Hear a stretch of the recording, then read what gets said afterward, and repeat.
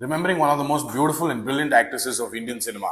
She has worked in probably every language possible, and she was one of the few actresses who really didn't care about how she looked.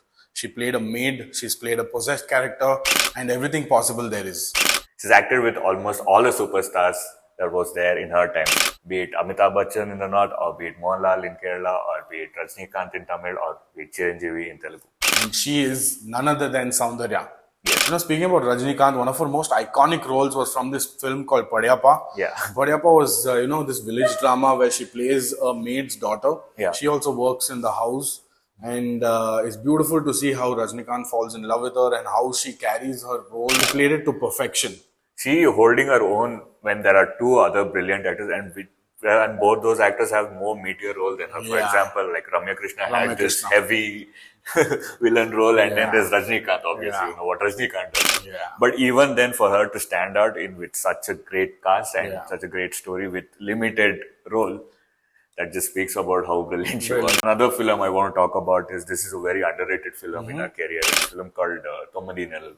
Okay. It's a Telugu film, and she was acting opposite Vikram. So back in 2000, this film is talking about artificial insemination and artificial pregnancy. Yeah. Today we are seeing so many such kind of stories, but imagine Soundarya doing a film like that back in 2000. People praised her for her amazing performance. And you have to watch this film. A film called Deepa. This was by Girish Kasaravalli. Yes. And she plays this priest's daughter-in-law in an island which is going to get submerged. Yes. And this is a survival drama of how they still move on to live life and not let go of their land. But Soundarya pulling off that character was just so beautiful to watch. Also, she produced that film, and it won multiple Filmfare Awards and National Awards and State Awards. And it is one of her best films in Kannada, I feel. Really.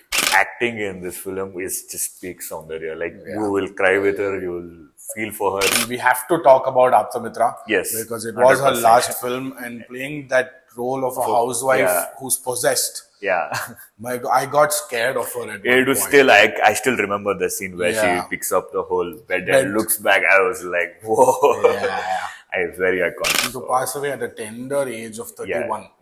It's just sad. So upsetting, because if she lived on, she would have become one of the greatest actors that we've seen today. We'll talk about like how good Kamala Hassan is, or how good Rajkumar was, or how good Rajnikant has been, how good Chiranjeevi has been, and all.